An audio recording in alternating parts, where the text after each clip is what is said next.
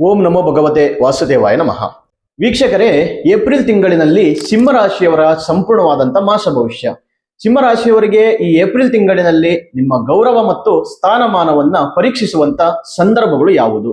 ನೀವು ತೆಗೆದುಕೊಳ್ಳುವಂತ ನಿರ್ಧಾರ ನಿಮ್ಮ ನಾಯಕತ್ವವನ್ನು ಹೇಗೆ ಬದಲಾವಣೆ ಮಾಡುತ್ತದೆ? ಮತ್ತೆ ನೀವು ಆಡುವಂತ ಮಾತುಗಳಿಂದ ಉಂಟಾಗುವಂತ ಪರಿಣಾಮ ಎಷ್ಟರ ಮಟ್ಟಿಗೆ ಕರೆದುಕೊಂಡು ಹೋಗುತ್ತೆ? ಇದರ ಸಂಪೂರ್ಣವಾದ ಮಾಹಿತಿಗಾಗಿ ಈ ವಿಡಿಯೋ ಸ್ಕಿಪ್ ಮಾಡದೆ ಕೊನೆವರೆಗೂ ನೋಡಿ. ಆದರೆ ಅದಕ್ಕೂ ಮೊದಲು ನೀವೇನಾದರೂ ನಮ್ಮ ಚಾನೆಲ್ಗೆ ಹೊಸ ವೀಕ್ಷಕರಾಗಿದ್ದರೆ ಈ ಕೂಡಲೇ ನಮ್ಮ ಚಾನೆಲ್ ಅನ್ನು ಸಬ್ಸ್ಕ್ರೈಬ್ ಮಾಡಿಕೊಳ್ಳಿ. ಹಾಗೆ ಪಕ್ಕದಲ್ಲಿರುವಂತ ಬೆಲ್ ಐಕಾನ್ ಅನ್ನು ಪ್ರೆಸ್ ಮಾಡಿ. ಇದರಿಂದ ನಾವು ಅಪ್ಲೋಡ್ ಮಾಡುವಂತ ಪ್ರತಿಯೊಂದು ವಿಡಿಯೋಗಳು ನೋಟಿಫಿಕೇಶನ್ ಮೂಲಕದಲ್ಲಿ ನಿಮಗೆ ತಕ್ಷಣವೇ ಬಂದು ತಲುಪುತ್ತದೆ.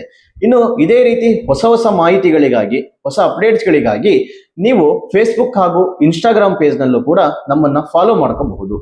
ನೋಡಿ, ಸಿಂಹ ರಾಶಿಯವರ ಅಧಿಪತಿ ಆಗಿರುವಂತ ಸೂರ್ಯ 9ನೇ ಮನೆಯಲ್ಲಿ ಸಂಚಾರವನ್ನು ಮಾಡುವುದರಿಂದ ಭಾಗ್ಯ ಮತ್ತು ಗೌರವ ಹೆಚ್ಚಿಸುತ್ತಾನೆ. ನೀವು ತೆಗೆದುಕೊಳ್ಳುವಂತ ನಿರ್ಧಾರಗಳು ನಿಮ್ಮ ಸ್ಥಾನಮಾನವನ್ನ ಬಲಪಡಿಸುತ್ತದೆ. ಇನ್ನು ಈ ಒಂದು ಏಪ್ರಿಲ್ ತಿಂಗಳಿನಲ್ಲಿ ಬುಧ 9ನೇ ಮನೆಯಲ್ಲಿ ಇರೋದ್ರಿಂದ ಯೋಚನೆ ಮತ್ತು ಒಂದಿಷ್ಟು ಬದಲಾವಣೆಗಳನ್ನ ಈ ತಿಂಗಳಿನಲ್ಲಿ ತಂದುಕೊಡುತ್ತಾನೆ. ನಿಮ್ಮ ಮಾತುಗಳು ಬೇರೆಯವರ ಮೇಲೆ ಪ್ರಭಾವ ಬೀರುತ್ತದೆ. ಹಾಗಾಗಿ ಮಾತಿನ ಕಡೆ ಸ್ವಲ್ಪ ಗಮನ ಇರಲಿ. ಇನ್ನು ಶುಕ್ರ 10ನೇ ಮನೆಯಲ್ಲಿ ಇರುವುದರಿಂದ ಕೆಲಸದಲ್ಲಿ ಪ್ರಗತಿ ಮತ್ತು ನಿಮ್ಮ ಒಂದು ಸ್ಥಾನಮಾನ, ಒಳ್ಳೆಯ ಗೌರವ ಸಮಾಜದಲ್ಲಿ ಈ ತಿಂಗಳಿನಲ್ಲಿ ಕಂಡು ಬರುತ್ತೆ. ಇನ್ನಷ್ಟು ಇದರಿಂದ ಉತ್ತಮವಾದಂತ ಒಂದು ಬದಲಾವಣೆಗಳನ್ನ ನೀವು ಕಾಣಬಹುದು. ಇನ್ನು ಶನಿ 10ನೇ ಮನೆಯಲ್ಲಿ ಇರುವುದರಿಂದ ಕೆಲಸದಲ್ಲಿ ಪ್ರಗತಿ ಮತ್ತು ಉತ್ತಮವಾದಂತ ಒಂದು ಬದಲಾವಣೆಗಳನ್ನ ನೀವು ಕಾಣಬಹುದು. ಒಳ್ಳೆಯ ಸ್ಥಾನಮಾನ, ಸಮಾಜದಲ್ಲಿ ಗೌರವ ಇನ್ನಷ್ಟು ನಿಮಗೆ ಎತ್ತರಕ್ಕೆ ಕರೆದುಕೊಂಡು ಹೋಗುವ ಸಾಧ್ಯತೆಗಳಿದೆ. ಮತ್ತೆ ಸ್ವಲ್ಪ ತಾಳ್ಮೆ ಮತ್ತು ಸಮತೋಲನವನ್ನ ನೀವು ಈ ಒಂದು ತಿಂಗಳಿನಲ್ಲಿ ಕಾಪಾಡಿಕೊಳ್ಳಬೇಕಾಗುತ್ತೆ. ಇನ್ನು ಗುರು 10ನೇ ಮನೆಯಲ್ಲಿ ಇರುವುದರಿಂದ ವೃತ್ತಿ ಜೀವನದಲ್ಲಿ ಬೆಂಬಲ ನೀಡುತ್ತಾನೆ. ಮತ್ತೆ ಹಿರಿಯರಿಂದ ಸಹಾಯ ಸಿಗುವ ಸಾಧ್ಯತೆಗಳಿದೆ. ರಾಹು 8ನೇ ಮನೆಯಲ್ಲಿ ಸಂಚಾರವನ್ನು ಮಾಡುವುದರಿಂದ ಒಂದಿಷ್ಟು ಅಪ್ರತ್ಯಕ್ಷಿತ ಬದಲಾವಣೆಗಳನ್ನ ನೀವು ತರಬಹುದು. ಮತ್ತೆ ಕೆಲವು ವಿಷಯಗಳಲ್ಲಿ ಜಾಗ್ರತೆಯಿಂದ ಇರುವಂತದ್ದು ಒಳ್ಳೆಯದು. ಇನ್ನು ಕೇತು 2ನೇ ಮನೆಯಲ್ಲಿ ಸಂಚಾರವನ್ನು ಮಾಡುವುದರಿಂದ ಮಾತಿನಲ್ಲಿ ಸ್ವಲ್ಪ ಜಾಗ್ರತೆ ಇರುವಂತದ್ದು ಒಳ್ಳೆಯದು. ಮತ್ತೆ ತಪ್ಪು ಮಾತು ದೊಡ್ಡ ಸಮಸ್ಯೆಗೆ ಕಾರಣವಾಗಬಹುದು. ಸ್ವಲ್ಪ ಮಾತಿನ ಕಡೆ ಗಮನ ಇರಲಿ, ಹಿಡಿತಾ ಇರಲಿ. ಆದಷ್ಟು ಈ ತಿಂಗಳಿನಲ್ಲಿ ಸ್ವಲ್ಪ ಜಾಗ್ರತೆಯಿಂದ ಇರುವಂತದ್ದು ಒಳ್ಳೆಯದು. ಇನ್ನು ಸಿಂಹರಾಶಿಯವರಿಗೆ ವೃತ್ತಿ ಜೀವನದಲ್ಲಿ ನೀವು ಒಂದಿಷ್ಟು ಮಾಡುವಂತ ಒಂದು ಬದಲಾವಣೆಗಳನ್ನ, ಒಂದಿಷ್ಟು ತೊಂದರೆಗಳಿಗೆ ಸಿಲುಕುವಂತ ಸಾಧ್ಯತೆಗಳಿರುತ್ತೆ. ಯಾವುದೇ ಒಂದು ಕೆಲಸ ಆಗಿರಲಿ, ಅದಕ್ಕೆ ಸ್ವಲ್ಪ ತೊಂದರೆಗಳು ಎದುರಾಗುವ ಸಾಧ್ಯತೆಗಳಿದೆ. ಸ್ವಲ್ಪ ಜಾಗ್ರತೆಯಿಂದ ಇರಿ. ಈ ತಿಂಗಳಿನಲ್ಲಿ ಹೊಸ ಕೆಲಸ ಕಾರ್ಯಗಳು ಮಾಡುವಂಥದ್ದು ಬೇಡ. ಇರುವುದನ್ನ ಮುಂದುವರಿಸಿಕೊಂಡು ಹೋಗುವಂಥದ್ದು ಒಳ್ಳೆಯದು. ಮತ್ತೆ ಈ ತಿಂಗಳಿನಲ್ಲಿ ನಿಮಗೆ ಅಹಂಕಾರ ಕಡಿಮೆ ಆಗುವಂಥದ್ದು ಒಳ್ಳೆಯದು.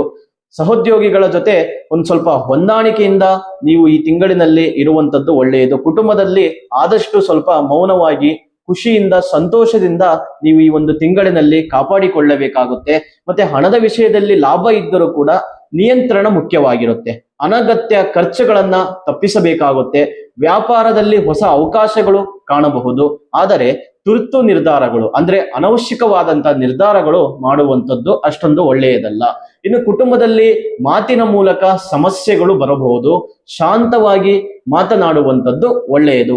ಆರೋಗ್ಯದ ದೃಷ್ಟಿಯಿಂದ ನೋಡೋದಾದ್ರೆ ಹೃದಯ ಭಾಗದ ಸಂಬಂಧಗಳು, ಸಮಸ್ಯೆಗಳು ಎದುರಾಗುತ್ತದೆ. ರಕ್ತದೊತ್ತಡ ಅಥವಾ ತಲೆನೋವು ಕಾಣಬಹುದು. ಆದಷ್ಟು ಆರೋಗ್ಯದ ಕಡೆ ಸ್ವಲ್ಪ ಜಾಗ್ರತೆಯಿಂದ ಇರಿ. ಇನ್ನು ಈ ತಿಂಗಳಿನಲ್ಲಿ ಸಿಂಹರಾಶಿಯವರು ಪ್ರಮುಖವಾಗಿ ಮಾಡಬೇಕಾದಂತ ಪರಿಹಾರಗಳು ಏನೆಂದರೆ, ದಿನಕ್ಕೆ 5 ನಿಮಿಷ ಶಾಂತವಾಗಿ ಕೂತು ನಿಮ್ಮ ಯೋಚನೆಗಳನ್ನ ನಿಯಂತ್ರಿಸುವಂತ ಅಭ್ಯಾಸಗಳನ್ನ ಮಾಡಿಕೊಳ್ಳಬೇಕು. ಈ ರೀತಿ ಪರಿಹಾರ ಮಾಡುವುದರಿಂದ ಒಂದಿಷ್ಟು ಸಮಸ್ಯೆಯ ಸುಳಿಯಲ್ಲಿ ತಿಂಗಳು ಎದುರಾಗುವಂತ ಸಾಧ್ಯತೆಗಳಿರುವ ಸಮಸ್ಯೆಗಳು ಅದು ಎಲ್ಲಾ ರೀತಿಯಲ್ಲಿ ನಿವಾರಣೆ ಆಗುವ ಸಾಧ್ಯತೆಗಳು ಇದೆ. ಇನ್ನು ಸಿಂಹರಾಶಿಯವರಿಗೆ ಈ ತಿಂಗಳು ಗೌರವ ಮತ್ತು ಜವಾಬ್ದಾರಿಗಳ ನಡುವೆ ಸಮತೋಲನ ಕಾಯ್ದುಕೊಳ್ಳಬೇಕಾದಂತ ಸಮಯವಾಗಿದೆ. ನೀವು ಅಹಂಕಾರ ಬಿಟ್ಟು ಶಾಂತವಾಗಿ ನಡೆದುಕೊಂಡರೆ ಯಶಸ್ಸು ನಿಮ್ಮದಾಗುತ್ತದೆ. ಇನ್ನು ವೀಕ್ಷಕರೇ, ಈ ವಿಡಿಯೋ ನಿಮಗೆ ಇಷ್ಟವಾಗಿದ್ದರೆ ಲೈಕ್ ಮಾಡಿ, ಶೇರ್ ಮಾಡಿ, ಜೊತೆಗೆ ನಮ್ಮ ಚಾನೆಲ್ ಅನ್ನು ಸಬ್ಸ್ಕ್ರೈಬ್ ಮಾಡಿಕೊಳ್ಳಿ. ಹಾಗೆ ನಿಮ್ಮ ಸ್ನೇಹಿತರಿಗೂ ಕೂಡ ಈ ಒಂದು ವಿಡಿಯೋವನ್ನು ಶೇರ್ ಮಾಡಿ. ಇನ್ನು ನಿಮ್ಮ ರಾಶಿಯ ಬಗ್ಗೆ ನಿಮ್ಮ ಅನಿಸಿಕೆಗಳು, ಅಭಿಪ್ರಾಯಗಳನ್ನ ಕಾಮೆಂಟ್ ಮೂಲಕ ತಿಳಿಸಿಕೊಡಿ. ಇನ್ನು ಹೆಚ್ಚಿನ ಮಾಹಿತಿಗಾಗಿ ಅಥವಾ ನಿಮ್ಮ ವೈಯಕ್ತಿಕ ಜಾತಕದ ಪರಿಶೀಲನೆಗಾಗಿ ಸ್ಕ್ರೀನ್ ನಲ್ಲಿ ಕಾಣುತ್ತಿರುವ ಸಂಖ್ಯೆಗೆ ಕರೆ ಮಾಡಿ ನಿಮ್ಮ ಅಪಾಯಿಂಟ್ಮೆಂಟ್ ಬುಕ್ ಮಾಡಿಕೊಳ್ಳಿ. ಮತ್ತೊಂದು ಹೊಸದಾದ ವಿಡಿಯೋದಲ್ಲಿ ಸಿಗೋಣ ವೀಕ್ಷಕರೇ. ಅಲ್ಲಿವರೆಗೂ ತಮ್ಮೆಲ್ಲರಿಗೂ ಧನ್ಯವಾದಗಳು.